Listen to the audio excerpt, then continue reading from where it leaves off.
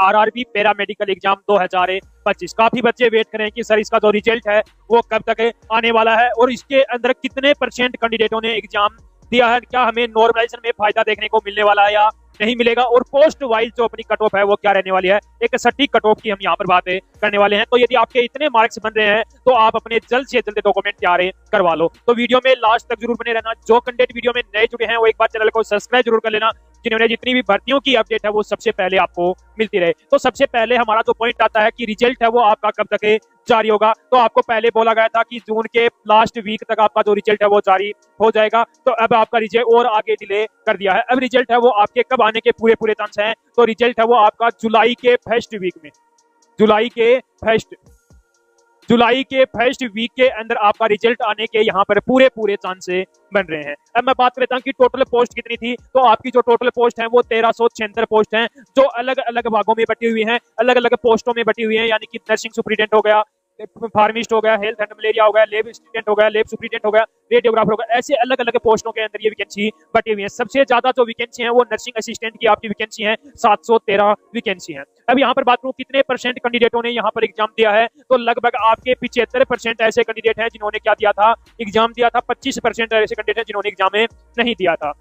Exam का level क्या रहा है, तो मैंने पीछे भी काफी वीडियो में पूछा था बच्चों से, तो काफी बच्चों के बोल रहे हैं कि सर एग्जाम का लेवल मॉडरेट रहा है, कुछ बच्चे बोल रहे हैं कि हार्ड रहा है। तो यहाँ पर मैं मॉडरेट टू हार्ड एग्जाम का लेवल लेके चल रहा हूँ। अब हम बात कर लेते हैं कि नॉर्मलाइजेशन में हमें क्या फायदा देखने को मिलने वाला है, कौन सी शिफ्ट के अंदर हमें नॉर्मलाइजेशन में कितने मार्क्स मिलेंगे। तो आपकी 28 तारीख को एग्जाम हुआ था, 29 और 30 तारीख को एक दिन में आपकी 3 शिफ्टों के अंदर एग्जाम हुआ था। तो 28 तारीख की जो फर्स्ट शिफ्ट थी वो आपकी क्या थी, हार्ड शिफ्ट थी, और 28 तारीख की सेकंड शिफ्ट आपकी मॉडरेट थी, और थर्ड शिफ्ट भी आपकी मॉडरेट थी। यानी कि 28 तारीख के अंदर 3 शिफ्टों के अंदर एग्जाम हुआ था। फर्स्ट शिफ्ट आपकी हार्ड थी और सेकंड और थर्ड आपकी इजी शिफ्ट यानी कि मॉडरेट शिफ्ट थी। अब 29 तारीख की बात करूं तो 29 तारीख की फर्स्ट शिफ्ट तो मॉडरेट थी, सेकंड और थर्ड शिफ्ट आपकी क्या थी, यहाँ पर हार्ड शिफ्ट थी। फिर 30 तारीख की बात करूं तो 30 तारीख के अंदर फर्स्ट और सेकंड आपकी मॉडरेट थी और थर्ड शिफ्ट आपकी यहाँ पर क्या थी, हार्ड शिफ्ट थी। अब मैं यहाँ पर बात कर लेता हूँ कि जो आपकी यहाँ पर हार्ड शिफ्ट थी, जो यहाँ पर आपकी हार्ड शिफ्ट थी, उनके अंदर आपको लगभग 6 से 10 मार्क्स तक के बीच में नॉर्मलाइजेशन में फायदा देखने को मिलने वाला है। मिनिमम 6 मार्क्स और मैक्सिमम आपको 10 मार्क्स तक का फायदा देखने को मिलेगा। और जो आपकी मॉडरेट शिफ्ट थी उनके अंदर आपको 2 से 4 मार्क्स तक का ही आपको फायदा देखने को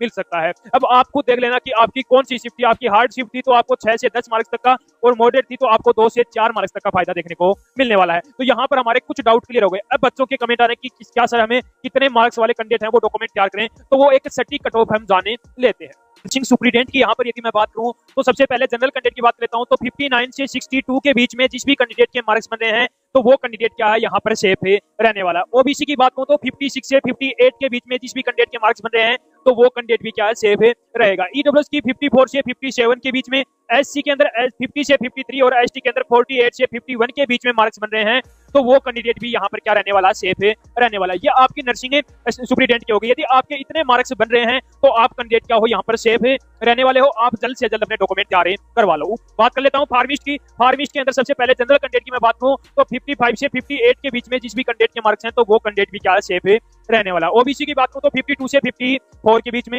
ईडब्ल्यूएस की बात करूं तो 48 से 51 के बीच में, एससी की बात करूं तो 43 से 46 के बीच में, एसटी की बात करूं तो 39 से 41 के बीच में मार्क्स यदि आपके बन रहे हैं तो आप भी कैंडिडेट क्या हो, यहाँ पर सेफ रहने वाले हो। आपके भी यहाँ पर पूरे पूरे चांस बनते हैं। तो अपने जल्द से जल्द डॉक्यूमेंट तैयार करवा लो। अब हम बात लेते हैं health and malaria, lab superintendent, lab assistant, radiographer, ECG technician की कट ऑफ की यदि मैं बात करूं तो सबसे पहले जनरल कैंडिडेट की मैं यहाँ पर बातें कर लेता हूं। तो जिस भी कैंडिडेट के 64 से 66 के बीच में मार्क्स बन रहे हैं तो वो कैंडिडेट भी क्या है, यहाँ पर सेफ है रहने वाला। ओबीसी की बात करूं तो 62 से 63 के बीच में मार्क्स बने हैं तो आप भी कैंडिडेट क्या हो, सेफ है रहने वाले हो। ईडब्ल्यूएस कैटेगरी की बात करूं तो 60 से 62 के बीच में, एससी की बात करूं तो 54 से 57 के बीच में मार्क्स बन रहे हैं आपके तो आप भी कैंडिडेट क्या हो, सेफ है रहने वाले हो। एसटी की बात करूं तो 49 से 52 के बीच में मार्क्स हैं तो आप भी कैंडिडेट क्या हो, यहाँ पर सेफ है रहने वाले होंगे। तो यह है आपकी health and malaria, lab superintendent, lab assistant, radiographer, ECG technician की कट ऑफ। तो ये आपकी एक होगी सटीक कट ऑफ। यदि आपके इतने मार्क्स बन रहे हैं तो आप कैंडिडेट क्या हो, सेफ हो। आप अपने जल्द से जल्द डॉक्यूमेंट तैयार